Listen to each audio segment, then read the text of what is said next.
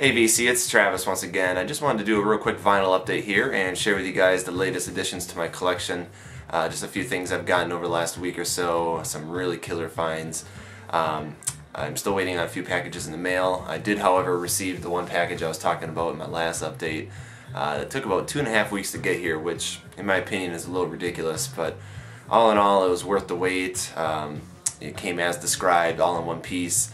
I'm very, very happy with it, and I'm very excited to share it with you guys. So let's get into this update here. I got some CDs, some 45s, and of course some LPs. Yeah, not a whole lot, but like I said, just some really cool stuff. I'll start with the CDs here. Went down to the pawn shop here in town and kind of went through it again and picked out a few more CDs. Real cheap, you know. First one, The Cure, Wish. Been really digging that one, so that was a cool little find. And I was really pleased to find this one, The Sundays, Blind. This is their second album after Writing, and Arithmetic, which I've been really digging lately. And so this was a really cool find. Kind of a continuation of the same kind of sound that is on their debut album, but nothing wrong with that really. Really enjoyed this. They do an excellent cover of Wild Horses, the Rolling Stones song, and it's just excellent all around, so that was a very, very cool find. This one I actually found yesterday at a Goodwill. Didn't have any other luck with vinyl and stuff. Just kind of your usual Barry Manilow, Neil Diamond, Barbra Streisand. And then I usually hope that maybe I can find a cassette or a CD or something. And I did walk away with this. This is a Fishbone, Truth and Soul. I heard some people in the VC talking about it. I think it was Brett over at Life on This Planet blog. So I decided to pick this up. It was only like $1.50, I think. So I haven't listened to it yet, but yeah, I can't wait to give this a spin. I'm just not familiar with this group, but it sounded pretty interesting. So yeah, those are some CDs, some 45s that I picked up here. My girlfriend went garage sailing a couple days ago, and I wasn't able to go with, and so I told her, hey, you know, keep an eye out for me. You know, for records and stuff like that. So she came home with a couple 45s here, 10 cents a piece. You know, nothing real spectacular, but some cool finds. Got Queen. This is Flash's theme, aka Flash, on the Electra label there, and then backed with Football Fight, both from the Flash Gordon soundtrack there. Bob Dylan, Lily of the West, backed with A Fool Such as I, on the Columbia label there, both from his album Dylan. It's not his best work, but still pretty cool. And then theme from Close Encounters of the Third Kind, music by John Williams with the picture sleeve here on Arista Records. Kind of a cool little piece for you movie buffs out there. I love movies too. I don't talk a whole lot about it on my channel, but yeah, and I think John Williams is a genius. You know, he'll definitely go down in history as one of the best composers. So yeah. That was pretty cool. This one was a honey hole find. This is I basically picked this up just based off the name of the band. I didn't really know a whole lot about it.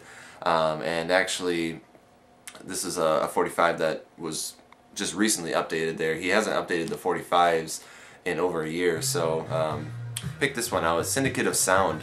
Little Girl, backed with You. This is Blue Bell label. Kind of hard to see there. Sorry about the glare and stuff. But yeah, this is a really cool kind of garage rock sound. I want to say it's from 1966. I could be wrong on that. It's been a while since I've looked it up. But yeah, I really enjoyed that. It was a cool little find as well. And these ones were online buys. And I guess the only reason I seek these out is because if you remember in my last update where I got some of those 45s from the 90s, like Ace of Base and Gin Blossoms, my friend Steve had actually kind of discovered that little box of 45s a few days prior, and had actually stashed a stack of them and hid them somewhere else in that room. So that was a little uncool, Steve, if he's watching. And he was showing me what he got, and I was like, man, you gotta be kidding me, you can't stash that stuff. But anyway, so I seeked these out on eBay. I got this one. This is one of them that he picked up. Is REM, What's the Frequency, Kenneth.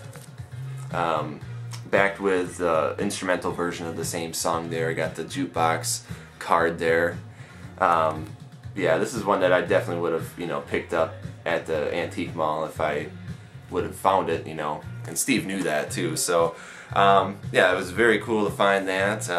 You know, didn't pay a whole lot for it on eBay either. And then the other one that I got from the same seller, this one wasn't out in that at the antique mall, but it was just another cool one from the same seller, so I decided to get it. It's the Black Crowes, She Talks to Angels, backed with She Talks to Angels. It's the live video version. I'm guessing maybe like the live version they used for their music video. And what happened was I bought both of these, and the seller, you know, gave me my total I paid for them. He sent them out, and then he refunded me and sent me a message saying that one of the records wasn't as described, you know, as condition-wise, and you know, he felt bad. He apologized and stuff, but he said he sent it anyway.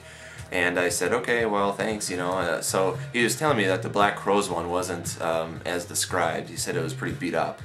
And I got it, and honestly, yeah, I mean, it has a little bit of scuffs and stuff on it, makes a little bit of noise during the intro, but as soon as the band kicks in, you can't even hear nothing. I mean, it's in perfect condition, in my opinion.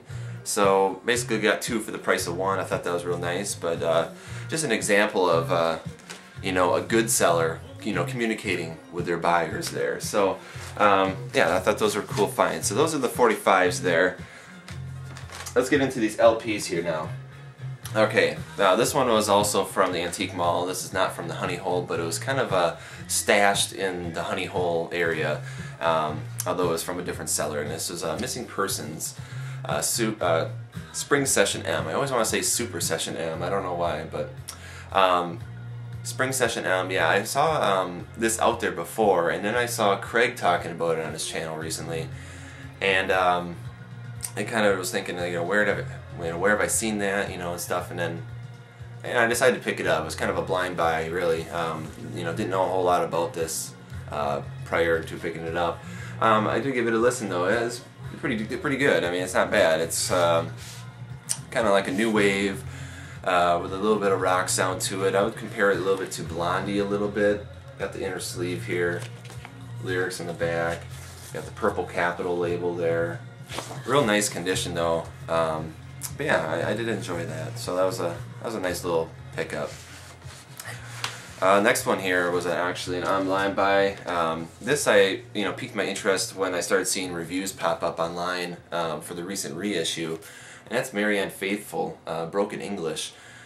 They released a deluxe edition earlier this year, and it started kind of popping up on some of the sites that I read and stuff, and yeah, it kind of just piqued my interest. I mean, I just checked it out and I read about it and gave it a listen online, and I just thought it was excellent. You know, I didn't know a whole lot about Marianne Faithfull prior to doing some more research and stuff. I guess from my understanding, you know, she was a singer that started in the 60s and stuff. She had a relationship with Mick Jagger from the Rolling Stones. She actually helped write Sister Morphine, which appeared on Sticky Fingers by the Rolling Stones, and after their relationship dissolved and stuff, she kind of developed this nasty drug habit, you know, smoking and drinking too, and this was kind of like her comeback album in the later 70s. I believe it's from 1979, and you know, I'm not familiar with her other work, I guess, so I can't really compare, but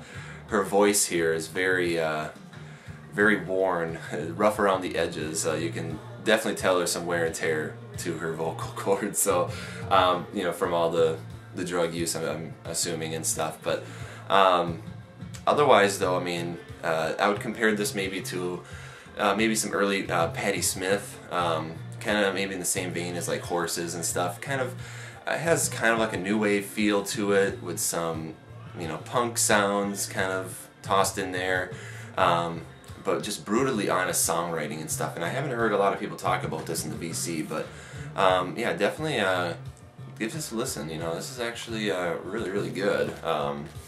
Yeah, highly enjoyed this one. So I was happy to pick that up, and that was actually really cheap too, which is I guess always nice, you know. This one was one to fill in the Smiths collection here. I probably don't really need to talk a whole lot about it, but it's the last one I needed from their studio albums here, and it's the Smiths' Strange Ways Here We Come. You know, I have the rest of their studio albums. Just this one kind of eluded me for the longest time, and definitely found a decent deal online. Just jumped on it right away because usually I've seen it out in the wild, I've seen it online before, but usually it kind of boils down to, you know, it's not in the perfect condition, or the price is just way too much, you know, stuff like that. But yeah, I finally had to jump on this, and really glad I did, because this is a fantastic album by the Smiths. So like I said, I don't need to really talk about this a whole lot. Just if you're not familiar with the Smiths, I mean, you can definitely check this out, you know. It's pretty good. So yeah, the Smiths. And the last one here is the one that took 2.5 weeks to get here, and this is the one I'm just super stoked about, and just awesome.